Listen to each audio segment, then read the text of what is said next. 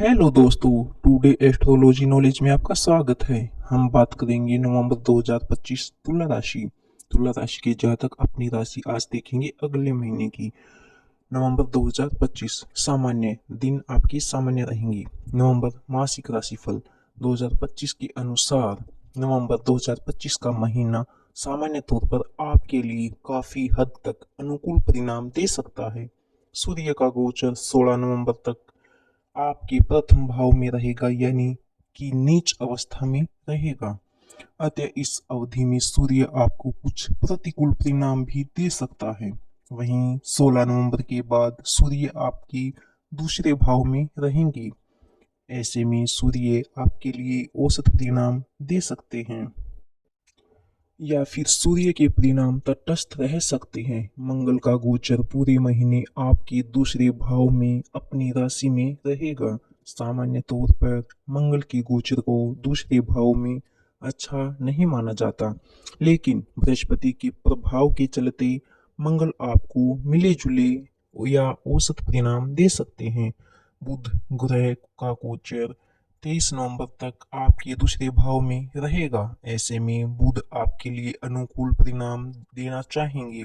वहीं बृहस्पति का गोचर उच्च अवस्था में आपके कर्म स्थान पर रहेगा। ऐसे में बृहस्पति भी आपको औसत या औसत से कुछ हद तक परिणाम बेहतर दे सकते हैं। शुक्र ग्रह का गोचर इस महीने के ज्यादातर में आपको अनुकूल परिणाम देना चाहेगा। वही सूर्य का गोचर भी आपको इस महीने काफी हद तक अच्छे परिणाम दे सकता है।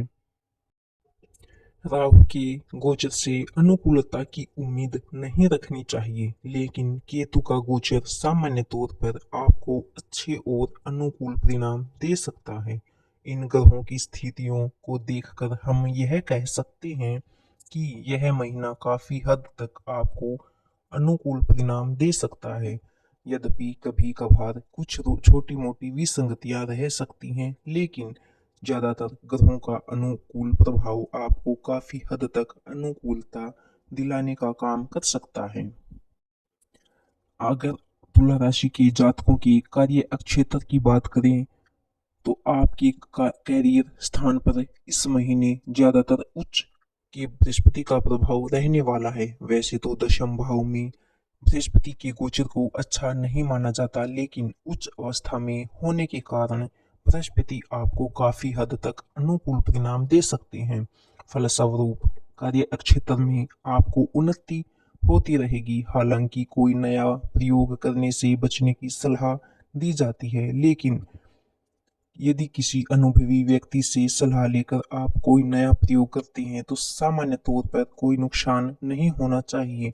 व्यापार के दृष्टिकोण से भी महीने को काफी हद तक अनुकूल कहा जाएगा। यदि महत्वपूर्ण व्यापारियों निर्णयों को 13 नवंबर से पहले संपन्न कर लिया जाएगा तो ज्यादा अच्छा रहेगा। वही नौकरी से संबंधित मामलों के लिए भी यह महीना काफी हद तक आपके अनुकूल कहा जाएगा।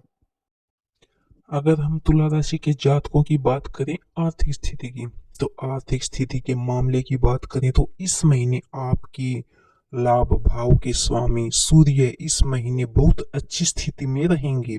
महीने के पहले हिस्से में लाभेश सूर्य नीच अवस्था में रहेंगे। हालांकि लाभ भाव के स्वामी होकर सूर्य पहले भाव में रहेंगे, जो लाभ से आपका अच्छा संबंध जोड़ रहे हैं, लेकिन नीच अवस्था में होने के कारण शायद लाभ तात्कालिक रूप से न मिल सके। यानी कि जो काम आप अभी कर सकते हैं, आने वाले समय में इसका प्रत्यक्ष लाभ मिलेगा। फिलहाल आमदनी की गति थोड़ी सी कमजोर रह सकती है। कहीं से मिलने वाले पैसे रुक सकते हैं। यानी कि लाभ की दृष्टि से महीने को हम खराब तो नहीं कहेंगे, लेकिन बहुत मजबूत भी नहीं कहेंगे। महीने के दूसरे हिस्से में लाभ भाव के स्वामी का धन भाव पर जाना इस बात का संकेत कर रहा है कि आप कंजूसी दिखाकर न केवल बचत कर सकेंगे, बल्कि पहले से बचाए हुए पैसों की रक्षा और सुरक्षा भी दे सकेंगे। धन का कारक बृहस्पति पंचम दृष्टि से महीने के दूसरे हिस्से में आपके लाभ के स्वामी को साथ ही साथ धन भाव के स्वामी को देखेगा, जो आर्थिक मामलों में बेहतरी देने का काम कर सकता है। कहने का तात्पर्य है, आर्थिक मामलों में महीना बहुत अच्छा नहीं लेकिन औसत परिणाम दे सकता है। तुलना करें तो महीने का दूसरा हिस्सा ज्यादा अच्छा कहा जाएगा। दोस्तों, अगर आप दैनिक राशिफल, वीकली राशिफल या मंथली राशिफल देखना पसंद करते हैं और आपको यह वीडियो थोड़ा सा भी अच्छा लगा हो, तो टुडे एस्ट्रोलॉजी चैनल को लाइक, सब्सक्राइब और शेयर करना ना भूलें। हम आपको अपने दैनिक राशिफल में आपको आपकी राशि से रूबरू करवाते रहेंगे।